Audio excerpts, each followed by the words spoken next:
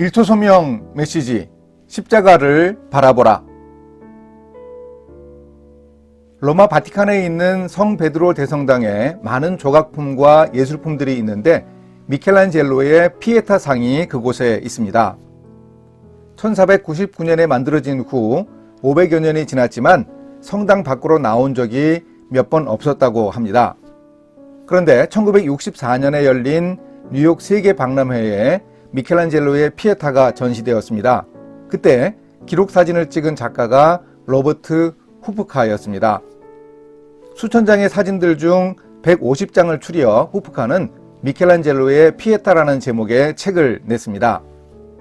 이 사진집을 보고 켄 가이어가 십자가를 바라보라 라는 책을 썼습니다.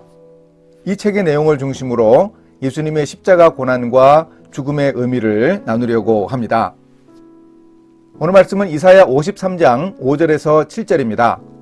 그가 찔림은 우리의 허물 때문이요 그가 상함은 우리의 죄악 때문이라.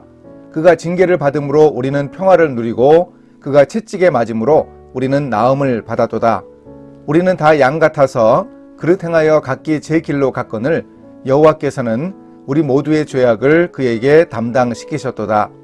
그가 곤욕을 당하여 괴로울 때에도 그의 입을 열지 아니하였으며 마치 도수장으로 끌려가는 어린 양과 털 깎는 자 앞에서 잠잠한 양같이 그의 입을 열지 아니하였도다. 첫째, 그리스도의 몸, 땀, 목울대, 창자국. 여러 각도에서 찍은 사진 중에서 예수님의 몸을 묘사한 대리석의 반들반들한 부분이 눈에 띄는 사진이 있습니다. 다름 아니라 조명 때문에 나타난 현상입니다. 그런데 이 효과가 마치 우리 주님의 몸에 땀방울이 맺힌 것처럼 보입니다. 예수님은 십자가에 달리기 전에 겟세마네 동산에서 기도하실 때도 땀을 많이 흘리셨습니다. 간절히 기도하시는데 얼마나 힘이 드셨는지 얼굴에서 땀이 땅에 떨어지는데 핏방울같이 보였습니다. 더욱 과거로 돌아가 보면 또한 몫으로 30살 되실 때까지 일하면서 흘렸을 숱한 땀방울도 연상됩니다. 우리 예수님은 한 20년 목수 일을 하면서 잔뼈가 굵었습니다. 거친 노동을 경험하신 분입니다. 사람들에게 테크톤이라 불리는 것을 보면 가옥을 짓거나 배를 건조할 때 모든 일을 책임지고 지휘하는 전문 목수이기도 하셨을 것입니다. 더 시간을 뒤로 돌리면 예수 그리스도의 몸에 번들거려 보이는 이 땀은 첫사람 아담이 죄를 지은 후 아담이 흘려야 했던 얼굴의 땀도 연상시킵니다. 아담과 하와가 하나님을 반역하는 죄를 지은 후 뱀과 하와와 아담이 죄에 대한 징벌을 받습니다. 아담의 징벌은 이렇습니다. 내가 흙으로 돌아갈 때까지 얼굴에 땀을 흘려야 먹을 것을 먹으리니 내가 그곳에서 취함을 입었음이라. 너는 흙이니 흙으로 돌아갈 것이니라. 인류가 노동하며 흘리는 땀에는 이런 의미가 들어 있습니다. 또 우리가 이 사진 쪽에서 생각해 볼 것은 무겁게 젖혀진 고개로 인해 드러나 보이는 예수님의 목울대입니다. 목울대를 영어에서는 아담즈 애플이라고 하는데 에덴 동산에서 금지된 선악과를 먹다가 놀라 목에 걸려서 목울대가 생겼다는 것이죠. 재미있는 이 표현의 기원은 아담 이후로 인류가 계속 그 열매를 향해 손을 뻗고 있는 반역을 보여줍니다. 하나님이 뱀에게 선언하셨습니다. 내가 너로 여자와 원수가 되게 하고 내 후손도 여자의 후손과 원수가 되게 하리니 여자의 후손은 내 머리를 상하게 할 것이요 너는 그의 발꿈치를 상하게 할 것이니라.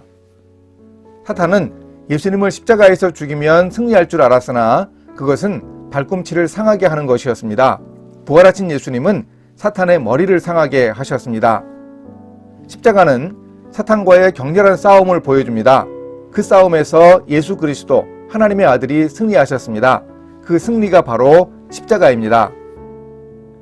또 이 사진에서 우리는 예수님의 옆구리에 난 상처 자국을 봅니다. 창에 찔리셨습니다.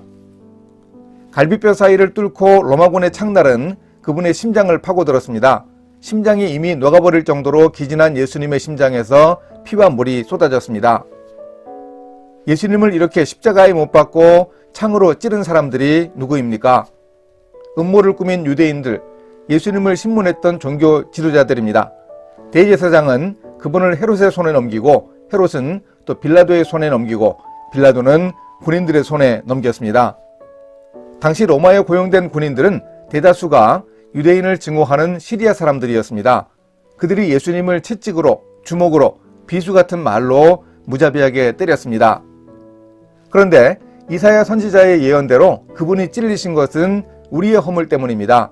그분이 상하신 것은 우리의 죄악 때문입니다. 그분이 맞으신 것은 우리를 낫게 하기 위함입니다.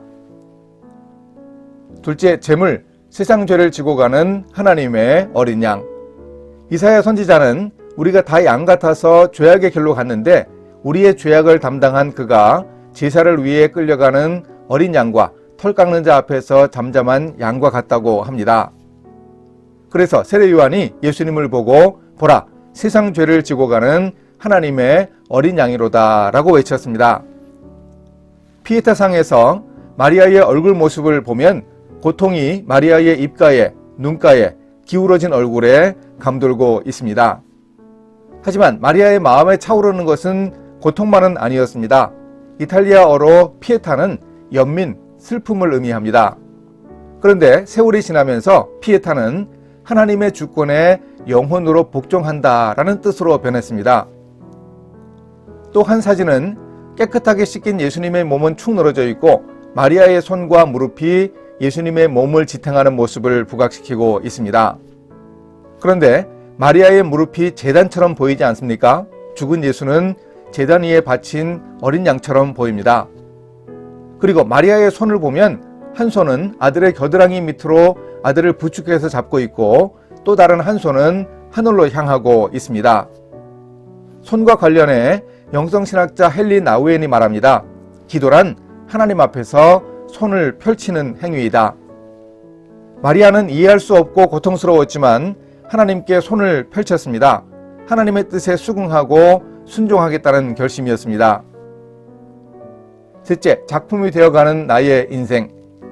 예수 그리스도의 죽음 그리고 마리아의 고통과 순종을 다룬 피에타와 나는 과연 어떤 관계가 있을까요? 하나님은 우리 인생의 모든 상황을 연장으로 사용하십니다. 하나님이 일하시는 방법은 미켈란젤로가 조각 작품을 만들었던 방식과 똑같습니다.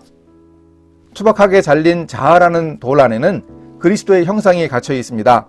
그 형상을 풀어내기 위해 하나님은 우리 속에서 예수가 아닌 것을 깎아내십니다. 조각의 본질은 돌을 버리는 것입니다. 그리스도의 형상을 본받는다는 것의 본질도 자아를 버리는 것입니다. 우리는 하나님의 작품입니다. 우리는 그가 만드신 바라. 하나님은 열정적인 예술가이시기에 마음에 계획한 그 모든 것을 완성할 때까지 쉬지 않으십니다. 너희 안에서 착한 일을 시작하신 이가 그리스도 예수의 날까지 이루실 줄을 우리는 확신하노라.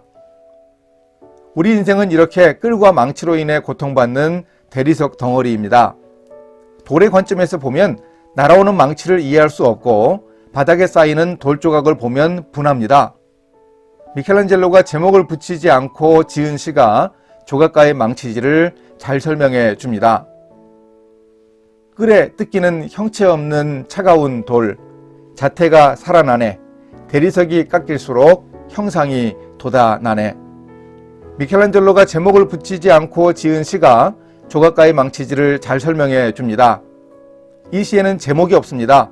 제목을 붙여보십시오. 나의 인생은 어떨까요? 고통받고 아프고 알 수도 예측할 수도 없는 끝없어 보이는 인생의 터널을 지나가도 우리는 결국 살아나고 도단하게 될 것입니다.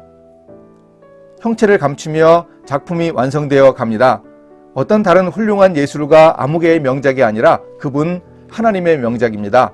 미켈란젤로의 피에타를 능가하는 명작입니다. 하나님이 우리의 성품을 빚는 데 사용하시는 인생의 상황은 때로는 이해하기도 힘들고 견디기에 버겁습니다. 그런데 성부 하나님이 세상을 창조하셨던 손길로 우리의 성품을 빚으십니다. 우리는 하나님의 이 섭리로 결국 살아나게 될 것입니다. 이것이 고난과 죽음 가운데서도 우리가 하나님의 관점으로 바라볼 우리 인생의 결론입니다. 살아있으니 또 우리는 앞으로 나아갈 것입니다. 깎이면서 부서지면서 아프면서 갑니다. 예수님의 십자가는 고통이 아니라 소망이었습니다. 죽음으로 결론이 나지 않았습니다. 십자가를 바라보며 우리 인생을 생각할 때 우리는 하나님의 섭리에 수긍하는 사람이 누리는 평안을 얻을 수 있습니다. 아들을 십자가로 보내신 하나님, 주님의 순종하심으로 죽었던 죄인인 우리가 평화를 누리고 나음을 입었음을 감사합니다. 희생과 사랑의 십자가를 바라보며 고통스럽게 깎이며 빚어지는 우리의 인생을 살아갈 수 있게 인도해 주소서. 예수님의 이름으로 기도합니다. 아멘.